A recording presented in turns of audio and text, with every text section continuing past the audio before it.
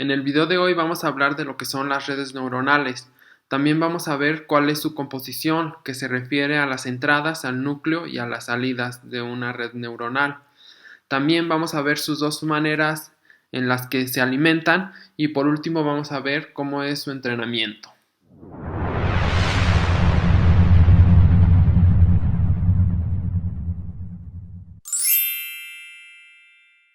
Hola, ¿cómo están? Bienvenidos al canal de Luis Electronic. En este canal vamos a hablar de temas sobre la automatización industrial, la programación en PLC y otros microprocesadores, además de otros temas relacionados a la ingeniería electrónica en general.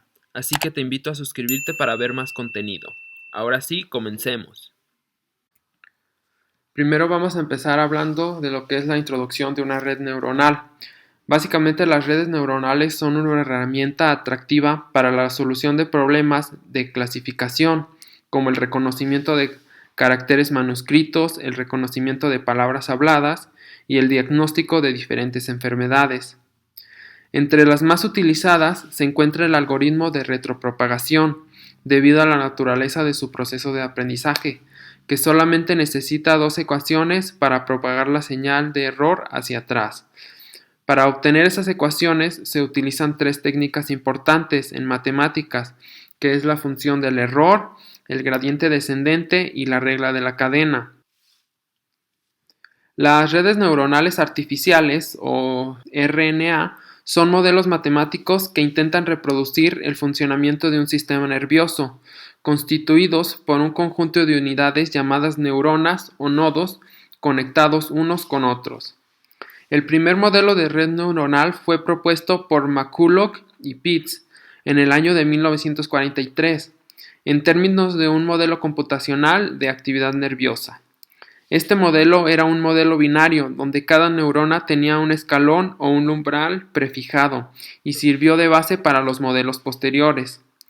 La neurona es la célula fundamental y básica del sistema nervioso, especializada en conducir impulsos nerviosos.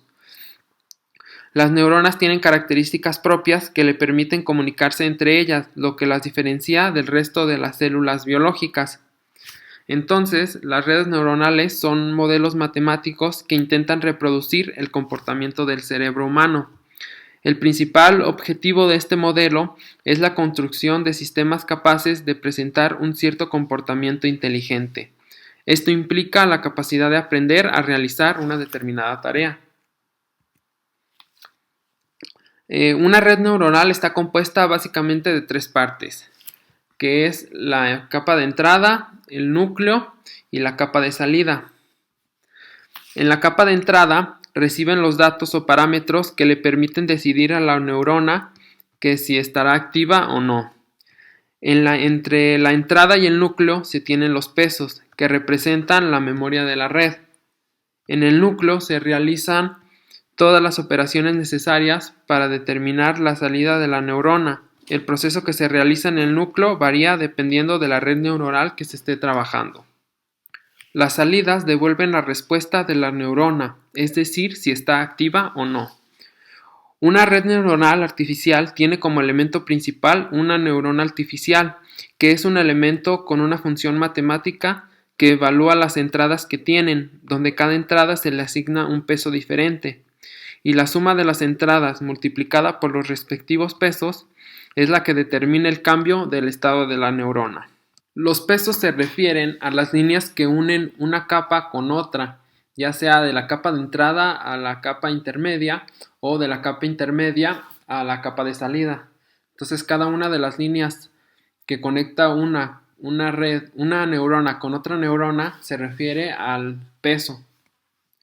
Un elemento procesador o PE, que básicamente es una neurona, es llamada así debido a la conexión de varias neuronas artificiales, y estos generalmente están conectados en grupos, también llamados niveles o capas, que lo que hacen es una interconexión entre cada una de las neuronas. Un sistema de RNA se puede contar con una capa única, aunque es más común tener modelos multicapas, ya que pueden hacer cálculos más complejos. La estructura básica de una red neuronal se divide en dos aspectos principales, que son los externos e internos, donde los aspectos externos se encuentra el número de capas, el número de PE por capa y el tipo de conexión entre neuronas, mientras que los aspectos internos se encuentran en la función de confluencia y la función de activación, que veremos más adelante. También las redes neuronales pueden estar alimentadas de dos maneras distintas, que son alimentación hacia adelante o feed forward o con retroalimentación o retroprogramación. Las que son alimentadas hacia adelante, también a veces denominadas feed forward, su característica principal es que la información viaja de la entrada hacia la salida de forma lineal, donde cada PE recibe información de la capa anterior y viaja a la siguiente salida. Una ventaja de este tipo de alimentación es que los cálculos se realizan de forma rápida, como se puede ver en la pantalla, que simplemente siguen un orden específico. Las que son alimentadas con retroprogramación son más parecidas al funcionamiento de un sistema nervioso de humanos, ya que cada uno de los PEs o cada una de las neuronas pueden conectarse entre sí sin importar en qué capa estén, pero la desventaja es que como todas las PE se comunican entre sí, tienen que realizar varias veces los cálculos, por lo cual existe una espera mayor, como se observa en la siguiente imagen, que aquí no sigue en un orden específico, puede irse de una neurona a otra, regresarse o incluso hacer una retroalimentación entre la misma neurona. Por último, vamos a ver lo que es su entrenamiento. La característica principal del cerebro humano es que tiene la capacidad de aprender. En las redes neuronales artificiales es necesario que cada persona aprenda a cómo comportarse en base a las entradas y posibilidades que se obtengan. El proceso de aprendizaje busca un conjunto de procesos que permitan a la red desarrollar correctamente una determinada tarea. Durante el proceso de aprendizaje se va refinando iterativamente la solución hasta alcanzar un nivel de operación suficientemente bueno. El proceso de aprendizaje se puede dividir en tres grupos de acuerdo a sus características, que es entrenamiento supervisado, entrenamiento no supervisado y entrenamiento por esfuerzo. El entrenamiento supervisado es en el que se presenta a la red un conjunto de patrones de entrada junto con la salida esperada, y los pesos se van modificando de manera proporcional al error que se produce entre la salida real de la red y la salida esperada. El entrenamiento no supervisado es este tipo de aprendizaje que se asemeja mucho al sistema nervioso humano, ya que se presenta en la red un conjunto de patrones de entrada y no hay información disponible sobre la salida esperada. El proceso de entrenamiento en este caso se debe ajustar a los pesos en base a la correlación existente entre los datos de la entrada.